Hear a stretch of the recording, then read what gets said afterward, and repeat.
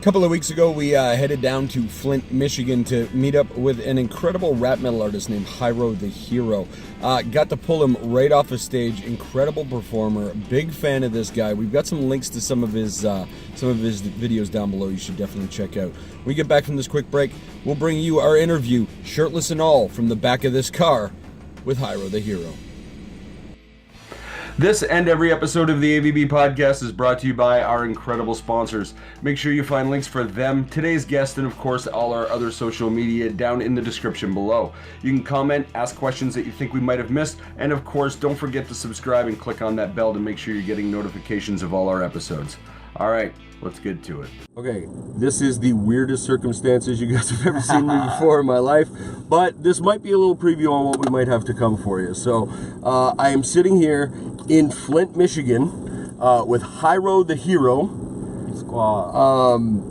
In my fucking car. Dude, yeah, man. Thanks for hanging out with me, man. Yo, thank you for having me. Like, this is dope. This is funny. So, look, a little background for my audience. This is what went down. So when I went to Montebello, we talked to a bunch of publicists down there, one of whom ended up shooting me a bunch of information with a bunch of other bands. One of whom was you about a month ago when your new video came out, Live Your Life. Live your fucking life, right? Yeah. Dude, I was blown away the second I saw it. The visuals on that in conjunction with the music and the fucking hook on that thing is just killer. Bro, it's a song, I think, for this generation, you know what I'm saying? Because I want to get the message out there to live your life. You know, we get caught up in social media, we get caught up in a lot of things. Right. Even me, you know what I'm saying? So it's one of them things like, hey, put down the phone, go live your life. Right. Please. It's funny because guys like you especially are in a position to talk about that. Yeah. In a way that most people don't even understand because you're required by your career to be absorbed in that stuff. Yeah, man. And the thing, if I wasn't an artist, I wouldn't have no Facebook. I wouldn't have no Instagram. I'm a private dude. I come from the old school almost with the mystery. Okay. I come from the mystery where I don't want you to know everything about me. Right. But we're gonna fuck that up here. Yeah. In this day and age, they want to know everything. They want to know what you eat. They want to know what, you know, your workout. They want to know when you take a shit. Right. They want to know every goddamn thing. So, you know, I'm in it now. I learned how to kind of rock with it, but I still miss the aspect of the mystery. You know what I'm saying? Because that made a artist larger than life. Is when they had the mystery to them. You're working at a level that a lot of my guests haven't necessarily attained. You've been in the business now, going on? Shit. I don't know, since 2011, 2012. Right. 2012, I made my first album with Ross Robinson. It was me, Paul from At the Drive-In, Mark and Cody from Blood Brothers, my boy Daniel from Idiot Pilot. And I made that album called Birth, School, Work, Death in 2012, and it took me around the world, took me everywhere. Right. It didn't like hit mainstream or nothing, but it gained me a lot of respect. I got love from Chino from the Deftones. Right. I got love from Korn. I was on stage at Download Festival in England. I looked to the side, and all of Korn sitting there watching me. No shit. What was that like for you, man? Oh, it was so amazing, bro. Like, I couldn't believe, because all I know is Korn and Deftones and Slipknot. What I knew about them was they was written in the desk at school. Yeah. You know what I'm saying? I wasn't really, you know, checking out those bands at that time or whatever.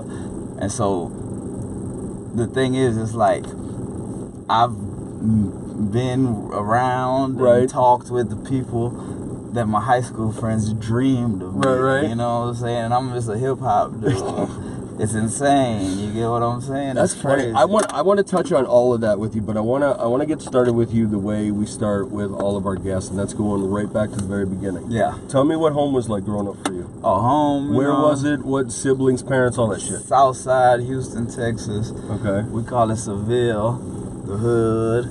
You know what I'm saying? Same old story. You know, you come from the hood, all that. Difference was I had my mom and my dad. Okay. And my mom and my dad, you know, it's almost like they were the parents for the whole neighborhood. So everybody came and messed with my family because they called us quote unquote rich, even though we were poor. Right. You know, I had some J's on. We had the PlayStation and stuff like that.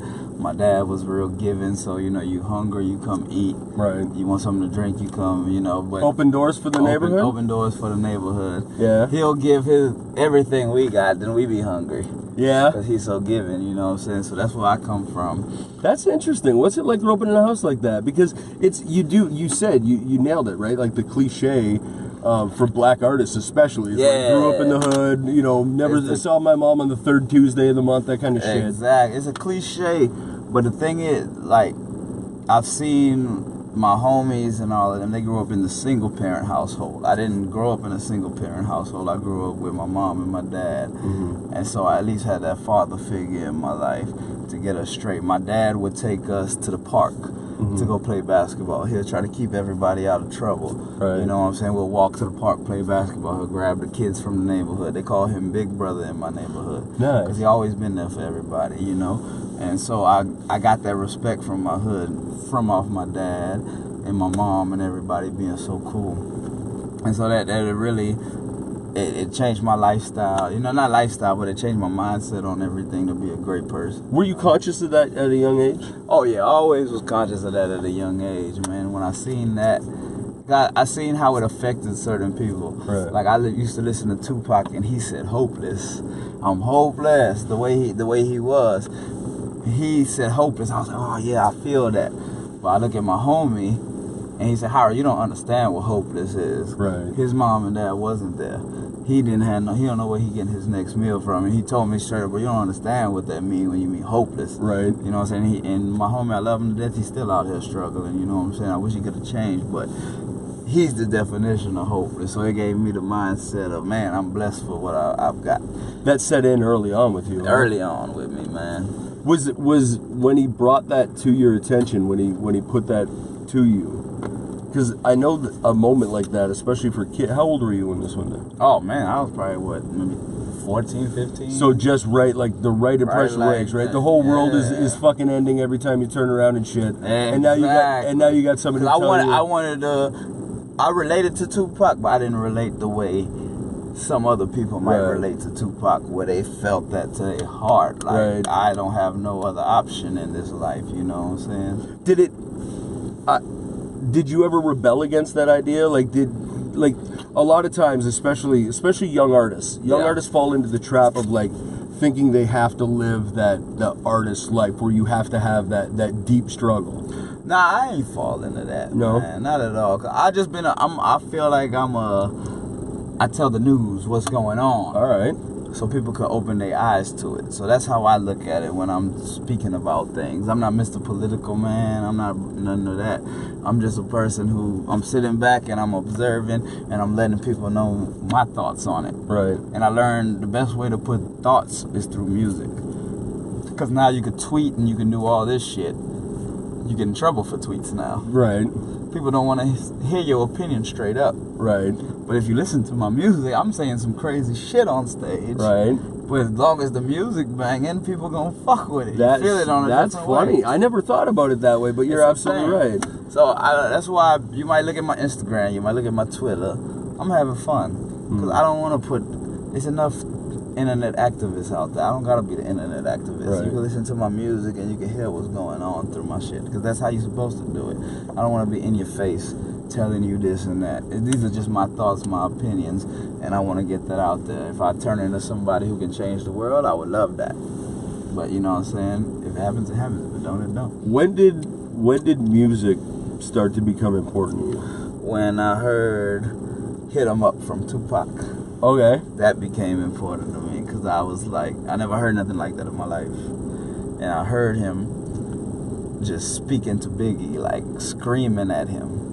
And he said his name, and I was like, oh, it has to be some rule on this. You can't say somebody's name in a song. Right. And so he started naming He started naming Biggie. He started naming Puffy. He's like, fuck Chino XL. Fuck this person. I'm like, what? This is insane. And so that just motivated me. I said, I gotta just try this shit. But you don't play into any of that stuff in your music. Oh, nah, man. Well, see, I evolved as an artist in general, because I always want to do things my way. Yeah. So Tupac inspired me. I also grew up off of Bad Brains and at the drive-in. Right. How did you get it? Okay, let me back up for a second, because that is a major question for me. I know you said, and I've seen other interviews with you where you talked about, and you just said it, you know, going to school and seeing like Slayer and, you know, all that shit carved in, right? But how did you start absorbing that as like as a piece to what you, because I'm guessing there wasn't a lot of metal growing up. Well, the thing is, I was with my little rap group and we wanted to make beats. All right. So I look on Napster and I try to sample songs. Fucking Napster. You know what I'm saying? So I go on Napster, look for songs, try to sample them. I was in a relationship. I was in high school. Had a girlfriend. I loved her and all that extra shit. Mm-hmm. She broke up with me. Right. So I said, she broke up with me. I was just angry. So I said, fuck, I can't just rap about it. I gotta scream about it. Okay. So I took a rock song, funny, Puddle of Mud. She hates me. Right. And I just sampled that and it turned into a hip hop beat. And I just let my heart out on that. That's and then from there, my whole rock and roll started. I started digging deeper in rock and roll. You still got copies of that? Nah, it's somewhere out there. I don't know where it's at, man. You gotta find that. You gotta find it. I gotta hear that. That's hilarious. Because that's your first one, though, man. Mm-hmm. Like that's that introduction to it, right? Yeah, that was the introduction to everything. And it's like, I mean, it's funny how life events just change your whole attitude toward everything. Cause like, I'm just saying for the young people, you know, they might have a girlfriend. Oh, I love her like that. But sometimes it's not meant to be. Yeah. And so her leaving me made me discover a whole new genre of music that I wasn't really into at the time. And I started discovering, you know, Puddle of Mud. I started from there. I said, oh, let me change the station. At the time, Nickelback and all that was on. I was like, oh, this is Nickelback. Okay, cool. Right. I started learning Nickelback ain't really like the cool band. I'm from Texas. We fuck with Nickelback and all that type of stuff. I said, it got to be deeper than this. I started digging deeper. I learned about Bad Brains. I learned about At the Drive-In. They from El Paso, Texas. I started learning deeper stuff like that. I said, Bad Brains, black. What the fuck? These are black dudes doing that? Right.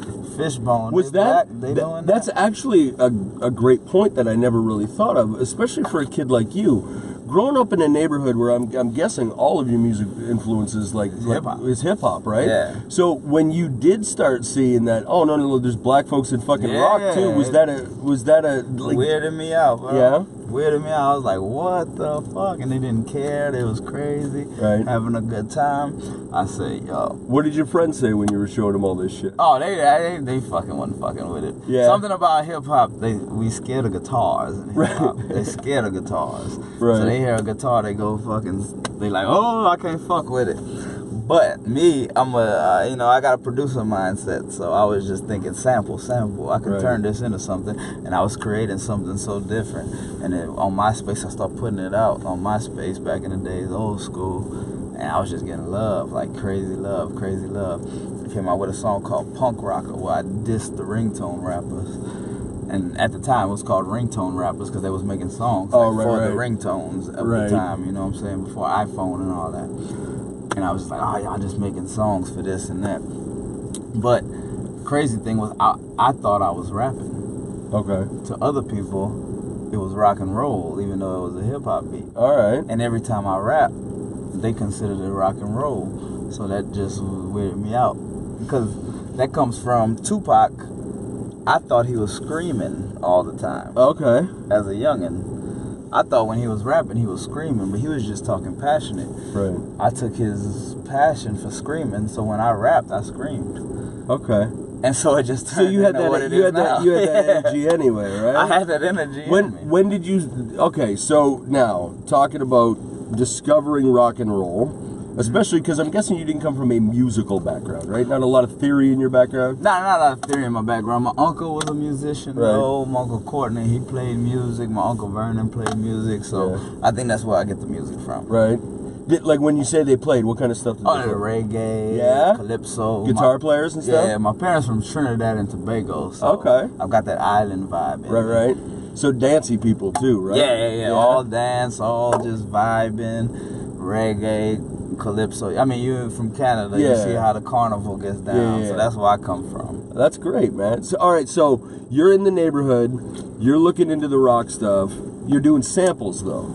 I'm sampling everything. When does that turn around and you start saying, no, I need somebody with a real guitar here? Oh, well, that's when I met my old manager.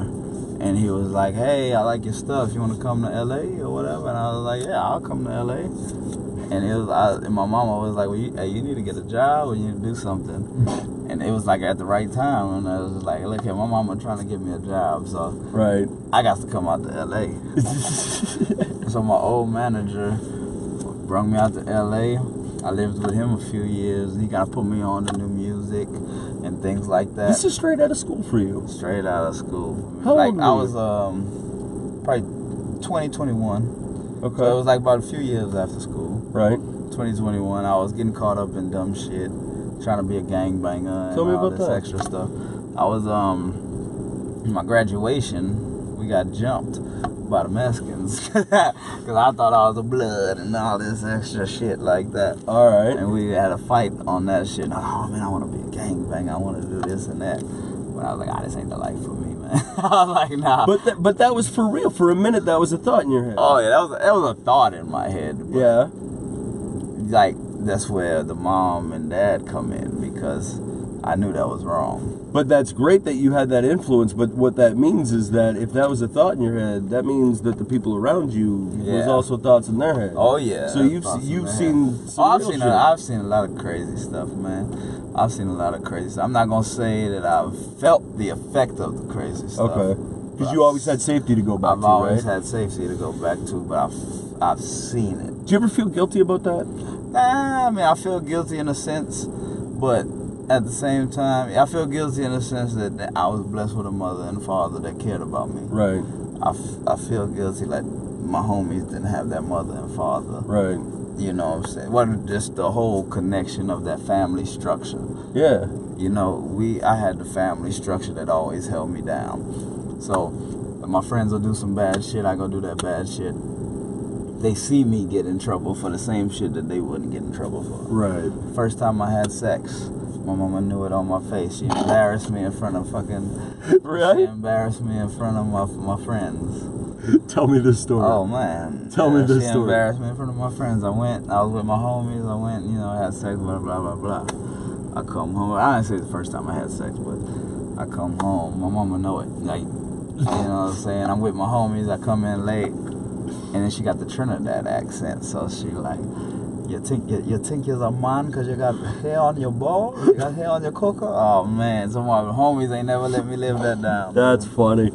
But that's great, man. Like the reason I ask about feeling guilty, because you hear a lot of stories, especially about young black men that come up in a neighborhood like that, Yeah. and that end up getting success, whether it's however the success comes, and then you end up going back home and you feel like you're pulled into like owing the community back something. Oh yeah. Do you feel any of that? I always feel like that. Yeah. It's how we feel.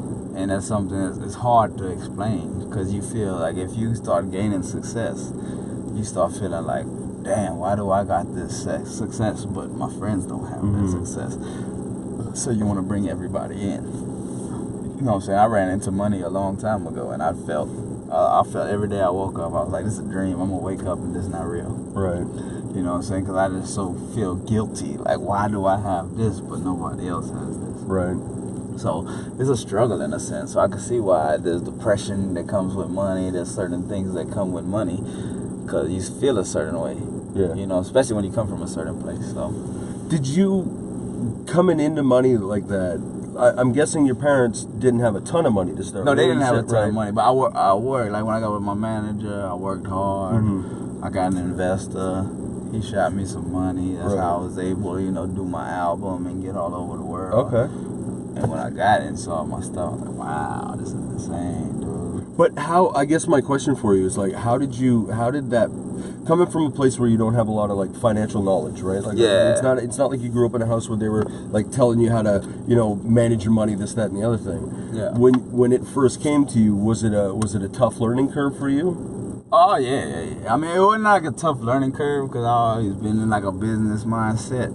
And I had my manager and he come from money. So money is an art form. He knew that art form. I didn't know that art form. So he kind of controlled me along the way to learn the money and things like that. So I was able to skate on that money for about 4 or 5 years. Okay.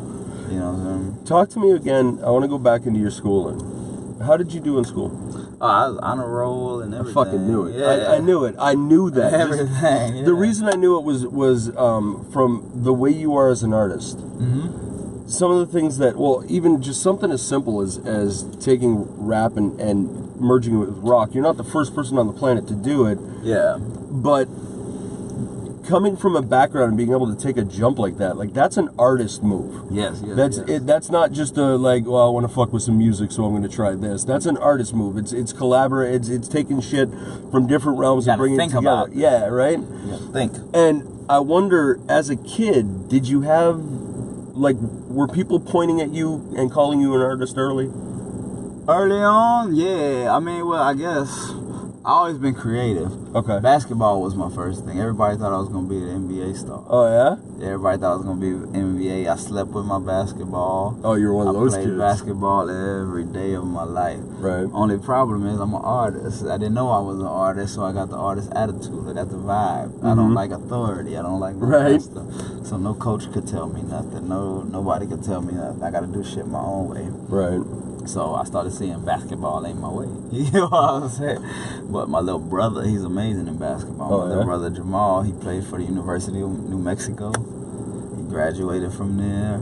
He's in New Mexico right now with a program for kids. Kids love him. That's great. He's doing his thing, man, teaching kids basketball. How many siblings you got? Me, my little bro, and my big sister, Kizzy. Yeah?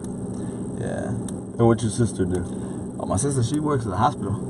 Yeah? Yeah, she works at the hospital. So, ER. Taking care of people. Oh yeah, she take care of people. That's what we do. Take care of people. That's kind of what I'm getting at. You just said like your brother, same thing, right? Yeah, that's got to come from mom and dad pretty hardcore. Oh right? yeah, man. So like we're the people in the neighborhood that everybody look up to. Like y'all gonna do something one day. Yeah. You know what I'm saying? That's some fucking pressure though, too, right? It is some pressure. Like I couldn't go sell drugs because it's like, get the fuck away. You gotta go work on your shit. They wouldn't even buy your shit for you. Even if I try to sell drugs, they're like, bro, go. This ain't for you. That's hilarious. You know what I'm saying? So I was almost forced into my direction. Right. You know? So you start hanging out with some friends.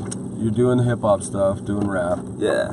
How did you before your manager pulled you out to LA? What was your progress there? How did you get sucked out into the just MySpace, honestly. Yeah? Man. MySpace. That was the time when MySpace was popping, and right timing. I had a lot of people. Yeah, just right timing. Had a lot of people messing with me on MySpace. I was sampling rock. Mm-hmm. I took the breakdowns of rock and roll music because a lot of the breakdowns is straight up hip hop shit. So I put the 808s behind it and all of that and just make a song. You know what I'm saying? When I heard the breakdown, boom, I was like, oh shit, the hardcore and all that with kids kicking and doing that type of shit. I was like, that's a fucking hip hop beat. I can fucking turn that into something. So that's what I did, and I did that, and it kind of went around. What do you think, considering the direction you took it, what do you think about hip hop these days? Hip hop these days, I mean, it's in a weird place. I love it. I love to see hip hop at the top because it's like insane how it grew. Because when I was young, as a hip hop artist, we wanted to be the rock stars. Right. We was like, fuck, how can we sell like rock and roll? We want to be rock stars. These rock stars is killing it. Yeah. Now hip hop done made its way to the top, and they the rock stars. Yeah. You know what I'm saying? It's insane. And so I love that to see hip hop grow like that, but at the same time, are they the right people to grow? Well, it's never the right people, right? It's never the right people. Whoever gets pushed is always right. Because it's like, a lot of these cats is glorifying. It went from about the people and I want to, black people struggle and teach a message. Then it went to fuck the police. Right. Then it went to I'm hard, I'm gangster, I'm this and that. Now it turned into party music, crunk, we happy. Now it's, I'm so drugged up. Oh, look at me, I'm taking drugs. Oh, suicide. I need to fucking commit suicide. Right. I don't know what the fuck going on in hip hop anymore. Yeah. Do you follow any of it? Oh yeah, I follow it. Yeah. It's amazing beats, amazing production now in hip hop. But I just, And then they mumble over top of it. I'm ignorant as a motherfucker. Don't get me wrong. Obviously, hip hop is not my thing. But like that's the big slight right now, right? The mumble rapping thing. It's the mumble rapping thing is because cats is drunk and high when they listening to it, so they feel that in a way. They just drunk and fucked up off of drugs and all this extra shit. So they taking drugs and listening to it, and they have some sort of connection with it. You get what I'm saying? I'm not in the younger generation. Sure. So I can't even understand it to an extent. Mm-hmm. But that's what they feeling right now for some reason. You know what I'm saying? My goal has always been, is to bring rock and roll over.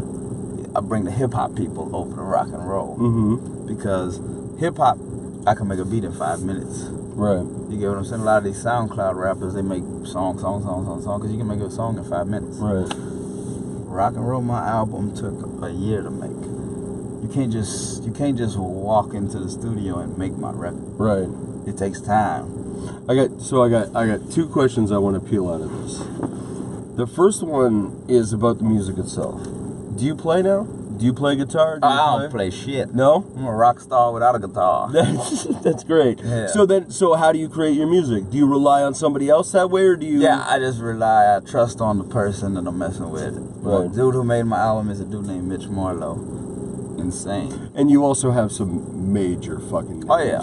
On I got Monkey from Korn.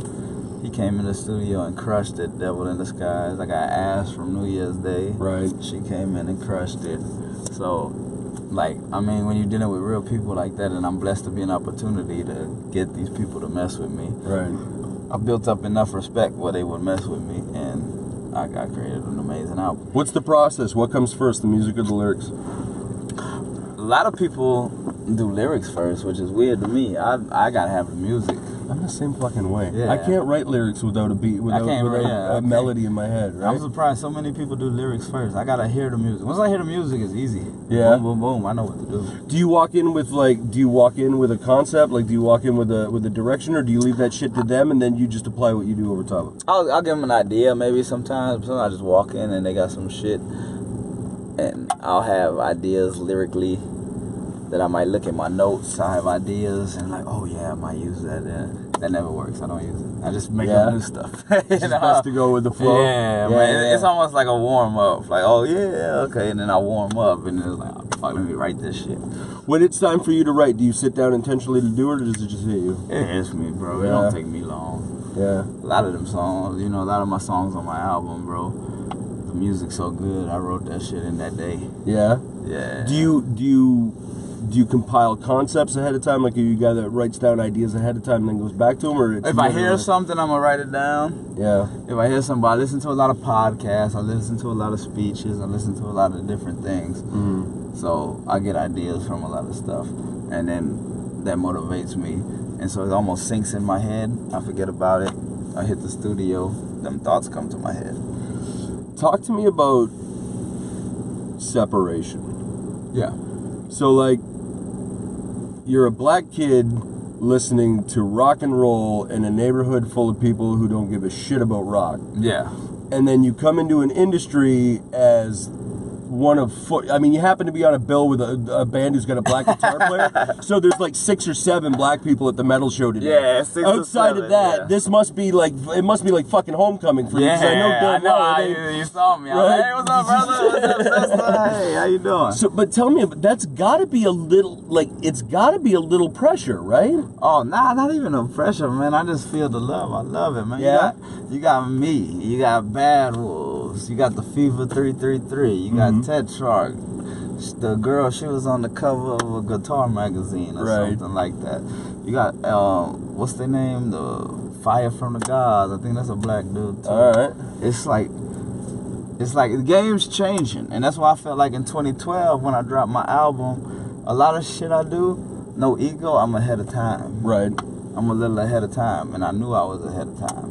It wasn't the time for it. Now is the time for it. Tell me about that. Tell me about being in a spot, because I get what you're saying, and I don't think it comes from ego. I think it comes from understanding what you do. Yeah. What is that realization like? Like, how many times do you have to tell yourself you're not full of shit before you listen to your heart on that one? It sucks, honestly. Right. It's like when I had my album, it was amazing. But I was in 2012. Right. I wasn't in 2000 when rock and roll was popping like crazy. Right. if I was in 2000, my album would be the biggest shit in the fucking planet. You get what I'm saying? But you missed it by 12. I missed it by 12 years. Right? You get what I'm saying? So now, that shit is disheartening as a Did you have other people telling you that though? Like, did you have everybody? Yeah, industry people saying you missed it by 12? Well, man, yeah, they was like, bro, if you came out with this a long time ago, this shit would have been amazing. You know what I'm saying? But I mean, everybody dug it. But it was just 2012 was the time when hip hop was kind of climbing up, coming to the top. Right.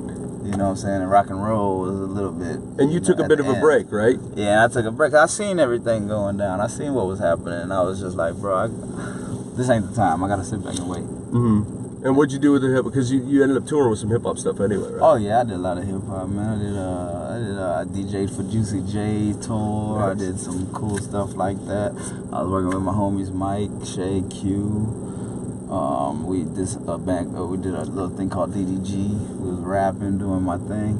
I got into production, got into the structure of making music, and really all of that. That excited the shit out of you, though, didn't it? Oh, fuck yeah. Because all of that I knew was just learning process to get to where I'm at now. Right. Because I needed to learn music. I knew on my last album, my choruses wasn't as catchy. Right. I was screaming throughout the whole album. The dynamics wasn't there. Yeah. So I took everything and I learned it, and I said, okay, I'm gonna do this album right. It's funny because they don't talk about dynamics and stuff too much in hip hop, do they? It's very much.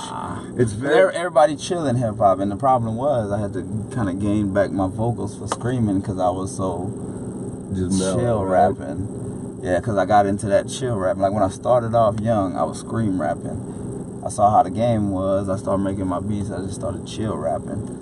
And then when it was time for my album, because all of that was just practice. Even my label people was like, you rapping and doing this and that. I was like, I'm just practicing right now. Right. Oh, were they worried? Oh, they was worried. They was worried. Yeah? They was worried about me. I said, trust me, I'm just practicing right now. But that's gotta say something, because you just said, like, even those label people were telling you missed it by 12 years, but they were still going like, hey, don't fuck this up. You've got something. Yeah, you got something special. Then they knew I had something special. And that's why I messed with them, and they all had love for me. So the people I'm with right now, always had love for me. Yeah. My man Don Robertson, Mike Gitter, all of them, they always had love for me. My lawyer Eric German always had love for me. My manager Burko right now always had love for me. Everybody who with me right now had love for me for a long time ago. So we talk on. It's like family. Yeah. Dream team. No, but that's great. I'm very interested. I want to hear the story about how you got together with them, but mostly what I want to know, we talked to a lot of people, especially because when we started, we talked to a lot of like local musicians in Windsor, right? Mm-hmm. So you're talking, and this is when I was saying before, I got in shit before about saying, musicians being lazy, whatever. Yeah. And when you're talking about musicians being lazy, those are the guys that you're talking about. They're the guys that are just kind of staying home and not really trying to do it for real. Yeah. You've taken that to another step, and then had to like.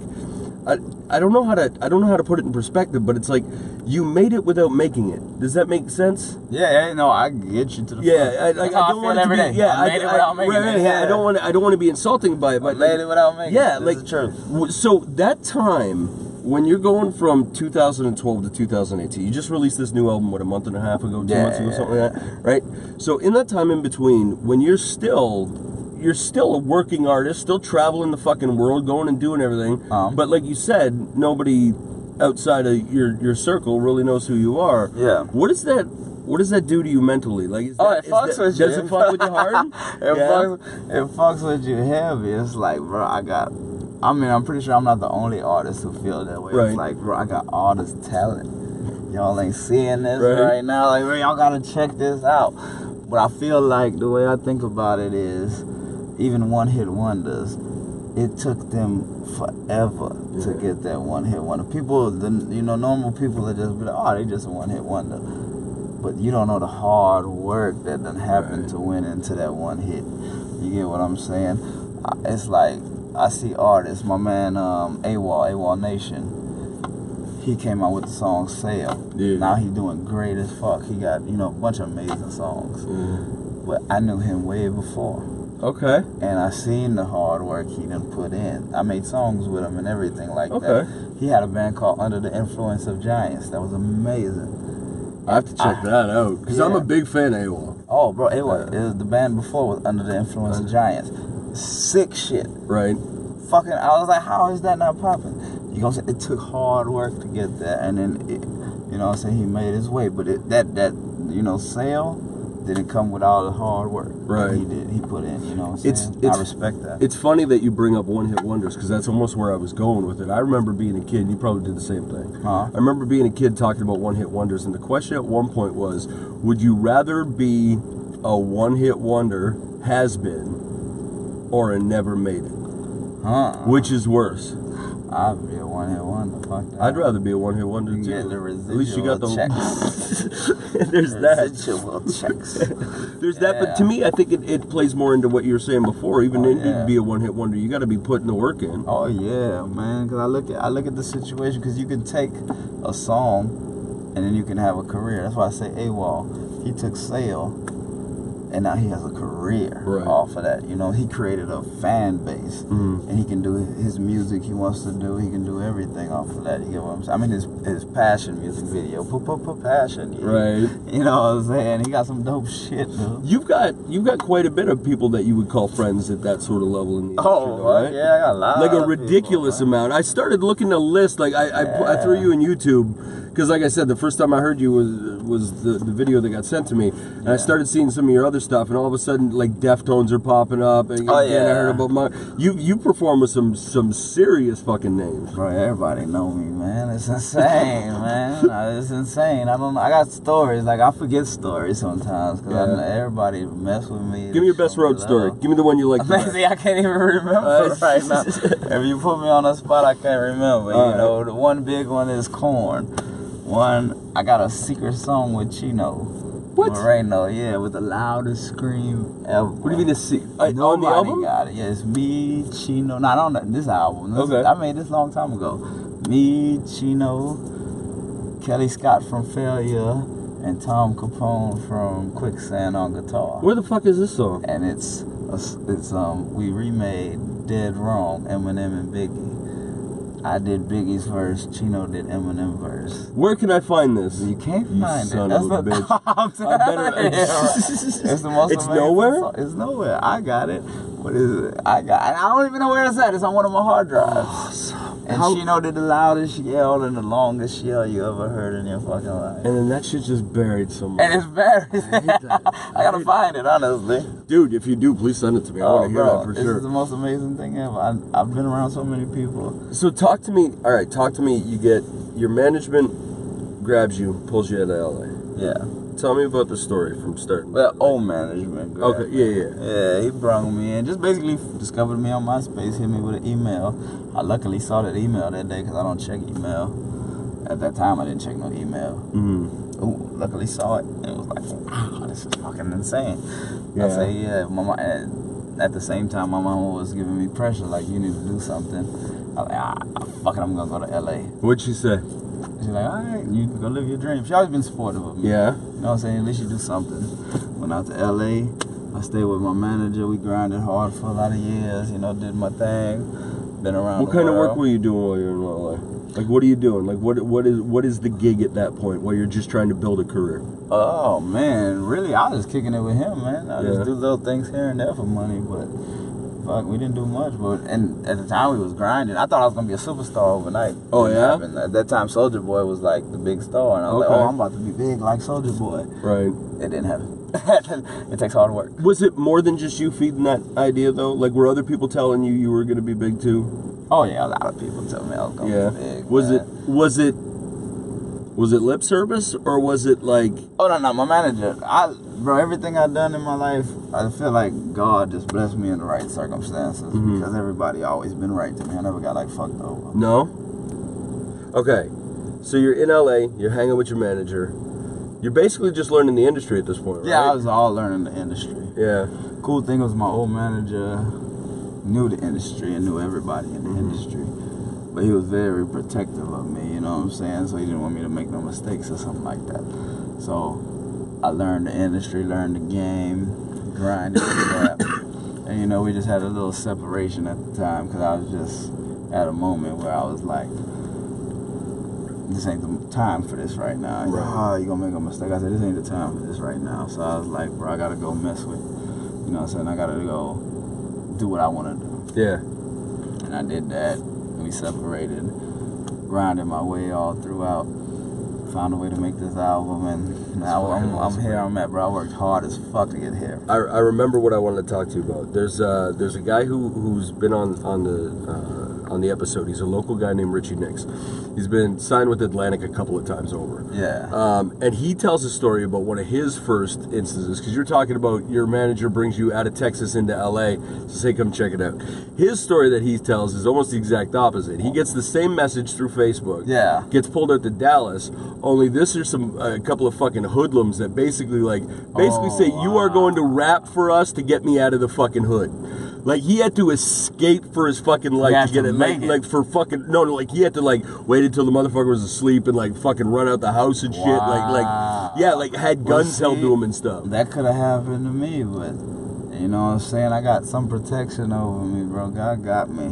I've never been in a weird ass situation like that. Like, I feel like I got some protection over me that never put me in nothing crazy. Yeah. Even when I tried to do gangster shit, I always was protected in a way. You said that too, because even when you were trying to be on gangster, your mom and dad just pulled you out of that shit, right? Bro, when I was at my graduation, I'm trying to be, badass, be a blood or some shit. I'm in all red. We at the graduation, in the area I went to a more so Mexican high school. Okay. You know what I'm saying? I was cool with all the Mexicans. We went to another party though for graduation with my girl. I see a person, a dude grab her like this. I'm like, oh no, I don't grab my woman like that. You get what I'm saying? I was like, hey bro, don't touch my lady like that. He's like, what? I said, don't touch my woman like that. You see, she ain't feeling it. He's like, oh, hey, what's up? I said, hey, it ain't nothing to me. What's up? And then I see about 10, 20 people say, hey, what's up? I say, oh, we got a problem here. Right. So I say, I'm with my homies too. I say, squad up. I need a squad. It's silent. No. I say, squad up. They pushing me out the door. I'm like, oh shit. I squad up. I look and see my homies, they dancing, just fucking with some girls. I said, I'm really about to get jumped right now. I said, oh shit. I go outside, they push me back. I just took one of them and just, bow, punched the shit out of them, knocked them down to the ground and beat the shit out of them.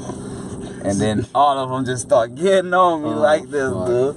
But this is the thing, bro. That's why I always feel like I'm protected, even though we got jumped. All the hits felt like this. It was like nothing.